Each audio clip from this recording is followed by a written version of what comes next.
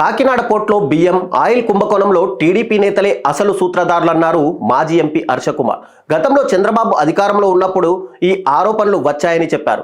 దానిపై నాడు ముఖ్యమంత్రిగా ఉన్న చంద్రబాబు నాయుడు ఏ యాక్షన్ తీసుకోలేదని, పోర్టులో జరిగే వ్యవహారాలన్నీ అక్కడికక్కడే సద్దుమణిగిపోయాయని అన్నారు. ఇక సీజ్ ద షిప్ అంటూ హడావిడి చేసిన పవన్ కళ్యాణ్ పక్కనే ఉన్న మరో షిప్ను పట్టించుకోలేదని, ఎందుకంటే అది వాళ్ళ కూటమిలో ఆర్థిక మంత్రి అయిన పయ్యావుల కేశవ్ వియ్యంకుడిదంటూ డిప్యూటీ సీఎంపై చురకలంటించారు. పోర్టు దొంగలందరూ తెలుగుదేశంలోనే ఉన్నారంటూ కుండబద్దలు కొట్టారు. హర్షకుమార్ ఇంకా ఏం మాట్లాడారో ఒక్కసారి చూద్దాం. ఈ రోజున రాష్ట్రంలో డైవర్షన్ పాలిటిక్స్ అన్నవి బాగా నడుస్తూ ఉన్నాయి. డైవర్షన్ పాలిటిక్స్కి కేంద్ర బిందువు ఎప్పుడు కూడా పవన్ కళ్యాణ్ గారే అవుతున్నారు. ఇప్పుడు ఇంతకుముందు లడ్డు వివాదం జరిగింది, తర్వాత కల్తీ నూనె వ్యవహారం జరిగింది. కొండనే తవ్వి ఎలకలను పట్టి చందనంగా ప్రభుత్వం హాస్యాస్పదమైంది. ఈ రోజున ప్రభుత్వం వచ్చి 6 నెలలు అవుతూ ఉంది. ప్రధాన సమస్యలు ఏం కూడా ప్రభుత్వం ఎటువంటి ఎటువంటి సమస్యల్ని పరిష్కరించలేదు. రోడ్ల పరిస్థితి అలాగే ఉంది.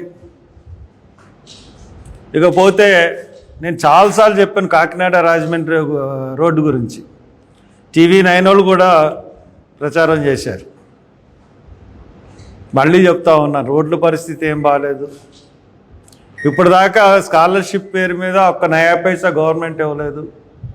3,500 కోట్లు బకాయిలు ఉన్నాయని జగన్ చెప్తా ఉన్నాడు. జగన్ హయాంలో కూడా బకాయిలు ఈ గవర్నమెంట్ తీర్చలేదు. వీళ్ళిద్దరి అకౌంట్లోనే కాకుండా చంద్రబాబు నాయుడు అంతకుముందు ముఖ్యమంత్రి అయినప్పుడు కూడా బకాయిలు ఇప్పటి వరకు తీర్చలేదు.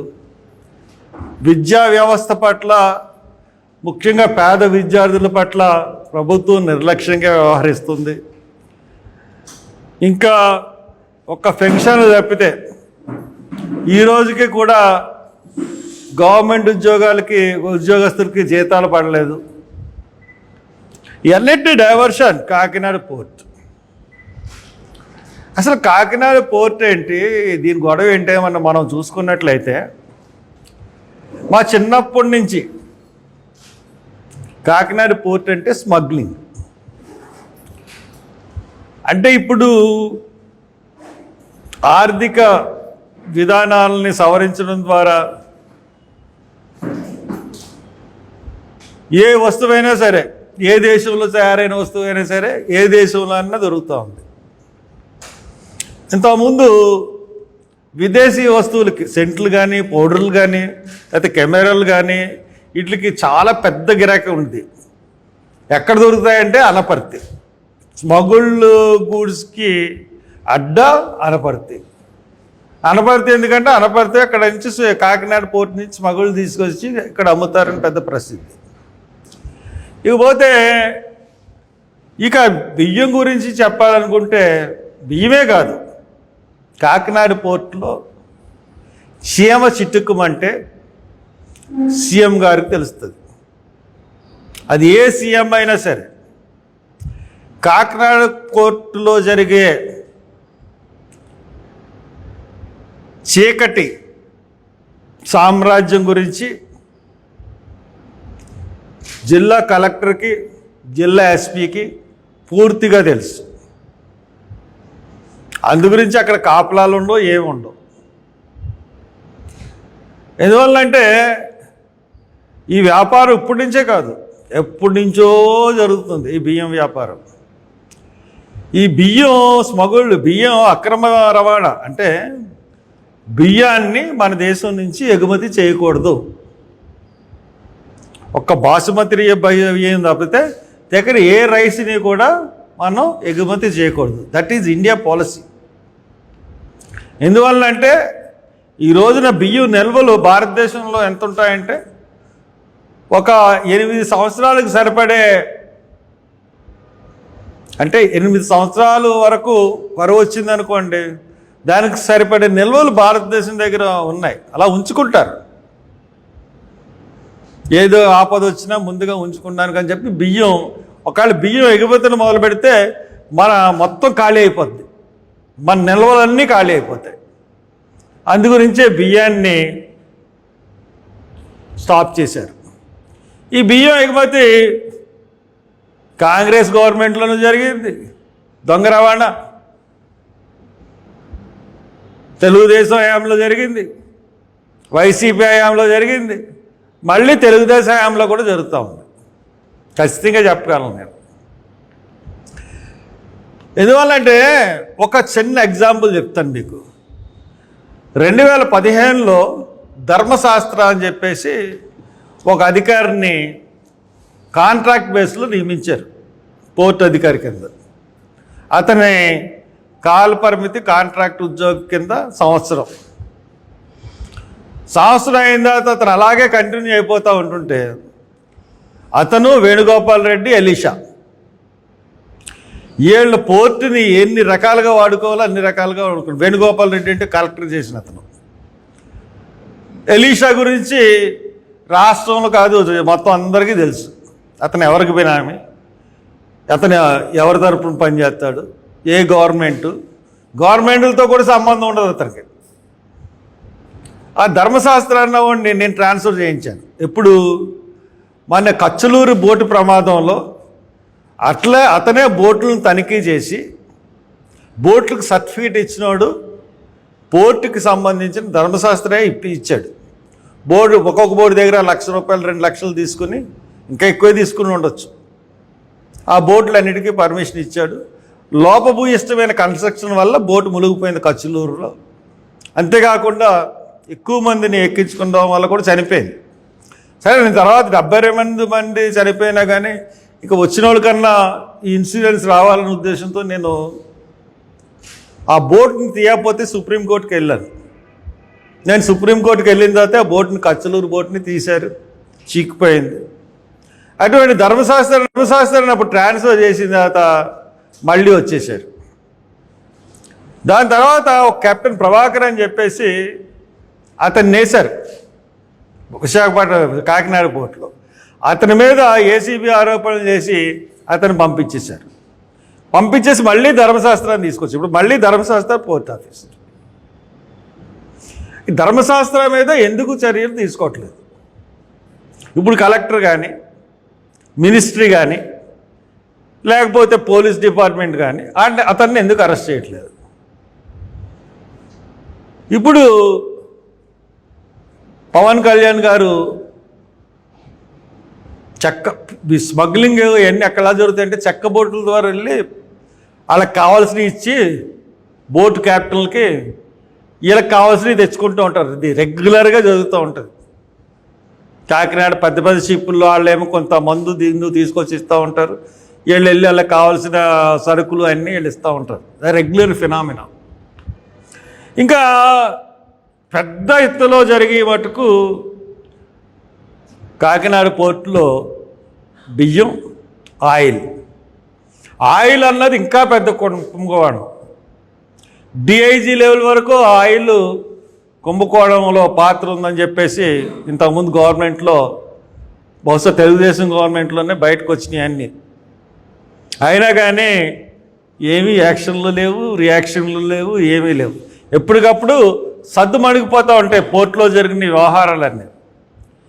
ఈరోజు ఆ పవన్ కళ్యాణ్ గారు వెళ్ళి ఒక బోట్ని పట్టుకున్నారు, రెండో బోట్ని వదిలేశారు.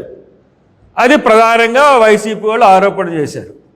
ఎందుకు వదిలేశారంటే అది ఆర్థిక శాఖ మంత్రి పయ్యావుల కేశవ్ వాళ్ళకి సంబంధించిన వియ్యంకుడిది బోటు అన్నారు. ఆయన మాట్లాడుతూ ఆయన ఏం చెప్పాడంటే 3 తరాల నుంచి మేము రైస్ ఎక్స్పోర్ట్ చేస్తున్నాం. మేము ఎక్కడ ఎక్స్పోర్ట్ చేస్తున్నాం అంటే తమిళనాడుకి, కేరళకి ఎక్స్పోర్ట్ చేస్తున్నాం అన్నారు.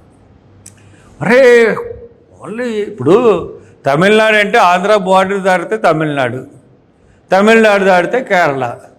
ఇప్పుడు లారీల మీద తీసుకెళ్ళొచ్చు, లేకపోతే ట్రైన్ ర్యాక్స్ మీద తీసుకెళ్ళవచ్చు బియ్యాన్ని. అది మానేసి షిప్లోకి ఎక్కించాలంటే బియ్యాన్ని, ఆ దంపుడు బియ్యం అవనివ్వండి, బాయిల్డ్ రైసు ఏమవనివ్వండి, 3 సార్లు లోడింగ్ అన్లోడింగ్ చేయాలి. ఆ ఖర్చులు పెట్టుకుని పోని తమిళనాడు తీసుకెళ్తే రోడ్డు మీద తీసుకెళ్ళిన దానికి ఎంత అవుతుంది, లారీల మీద. షిప్ మీద తీసుకెళ్ళడానికి ఎంత అవుతుంది? ఓకే, తమిళనాడు ఓకే, పోన్లే తమిళనాడు దగ్గర ఉంది తీసుకెళ్ళాలి. కేరళకి తీసుకెళ్ళాలంటే ఈ షిప్పు విశాఖపట్నంలో ఎక్కిన, కాకినాడలో ఎక్కిన షిప్పు అరౌండ్ ది వరల్డ్ కింద అది డైరెక్ట్గా తమిళనాడు నుంచి కేరళ వెళ్ళిపోవడానికి ఛాన్స్ లేదు. అక్కడ రామేశ్వరం హనుమంతుడు రాసిన అది అడ్డుగా ఉంటుంది శ్రీలంకకి ఇండియాకి ఆ వారధి. అందు గురించి చెప్పి ఈ శ్రీలంక నుంచి తిరిగి చుట్టూ తిరిగి కొచ్చిన్ వెళ్తుంది. అంటే ఎంత డబల్ అయిపోతుంది. అసలు రోడ్డు రవాణాకి తర్వాత షిప్ రవాణాకి మనం ధరలు కంపేర్ చేసుకుంటే కంపారిజనే లేదు. ఇంకొకటి ఏంటంటే 15-20 సంవత్సరాల నుంచి రికార్డు చూస్తుంటే రైస్ అన్నది కాకినాడ పోర్ట్ నుంచి ఎగుమతి అవ్వలేదు. ఈయన ఆర్థిక శాఖ మంత్రి వియంకుడిది కూడా rice or boiled rice anything ఎగుమతి అవ్వవు. యాజ్ పర్ ది రికార్డ్స్ అన్నీ కూడా మీకు చాలా క్లీన్గా రైస్ అన్న పదం అన్నది ఏమీ లేకుండా ఉంటాయి. నేను ఛాలెంజ్ చేస్తున్నాను, ఫినాన్స్ మినిస్టర్కి నేను ఛాలెంజ్ చేస్తున్నాను. రైస్ కాకినాడ పోర్ట్ నుంచి బాయిల్డ్ రైస్ కానీ ఏమన్నా ఎగుమతి అయినాయా 15 సంవత్సరాలు 20 సంవత్సరాల నుంచి? ఎవరు ఎగుమతి అవ్వవు. అన్నీ బియ్యం అన్న పేరు చెప్పి మీది బియ్యం అని పేరు చెప్పి బియ్యం అని పేరు చెప్పకుండా వేరే పదార్థం పేరు చెప్పి ఎరువులో తొక్కో తోలో అని చెప్పి బియ్యాన్ని పట్టుకెళ్తారు. బియ్యం అని ఎవరు చెప్పరు. దానికి అన్ని గవర్నమెంట్లకి తెలుసు. దానికి ఈ నెల్లాడు కాబట్టి ఇవాళ ఏదో పోలీస్ ఆఫీసర్ని వేశారు. అసలు ఒక టీం ఉండాలి. ఒక పోర్ట్ అంటే ఎలా ఉండాలి, ఎంత రక్షణ ఉండాలి, ఏమీ కనపడదు మనకి. అటువంటి పరిస్థితుల్లో పోర్టులు ఉన్నాయి. ఇది డైవర్ట్ చేయాలి ఈ సమస్యల నుంచి అని చెప్పి ఈ పోర్టు సంగతిని రెచ్చగొట్టి అసలు పోర్టు దొంగలు పోర్టు అంతా తెలుగుదేశంలోనే ఉన్నారు. చంద్రబాబు నాయుడుకి అన్నీ తెలుసు. ఇంకా వైయాపులు కాసు పార్ట్నర్ కాబట్టి మనం మనం వీళ్ళని నమ్మగలం చెప్పండి.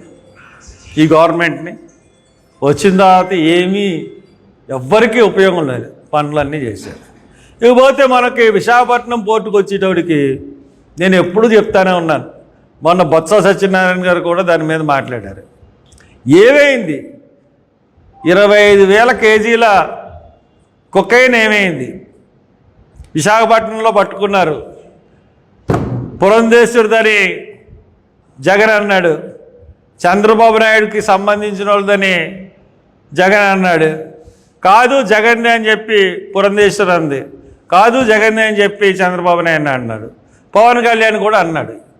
మరి జగన్ అయితే ఎందుకు బయట పెట్టట్లేదు మీరు? జగన్ ఏమో అక్కడ సిబిఐకి ఆటంకం కలిగించాడు, సిబిఐ ఆఫీసర్ని గంట వరకు తనిఖీ చేయనీయకుండా అడ్డుపడ్డాడు అని మీరు చెప్పారు. మరి జగన్కి సంబంధం ఉంటే మీరు ఎందుకు బయటపెట్టట్లేదు అంటే మీకు సంబంధం ఉందా దాంట్లో? పవన్ కళ్యాణ్ కూడా అన్నాడు. మరి జగన్ అయితే ఎందుకు బయట పెట్టట్లేదు మీరు? జగన్ ఏమో అక్కడ సిబిఐకి ఆటంకం కలిగించాడు, సిబిఐ ఆఫీసర్ని గంట వరకు తనిఖీ చేయనీయకుండా అడ్డుపడ్డాడు అని మీరు చెప్పారు. మరి జగన్కి సంబంధం ఉంటే మీరు ఎందుకు బయటపెట్టట్లేదు అంటే మీకు సంబంధం ఉందా దాంట్లో? ప్రజలకు చెప్పాల్సిన బాధ్యత ఉంది కదా. ఇప్పుడు బియ్యము ఆయిల్ అంటే పర్లేదు, 25,000 కేజీల కొకైన్ అంటే దేశం సర్వనాశనం అయిపోతుంది.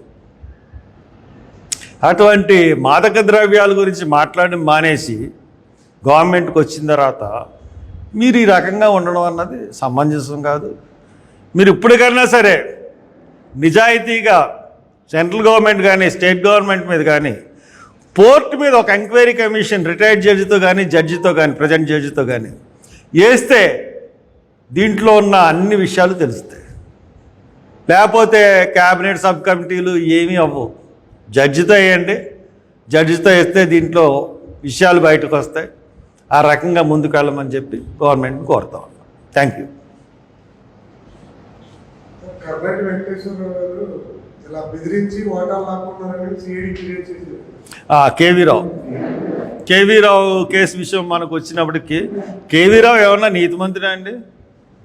కేవీ రావు ఈ ఆస్తులన్నీ ఎలా సంపాదించాడండి? ఎవరు బినామీ అండి కేవీ రావు?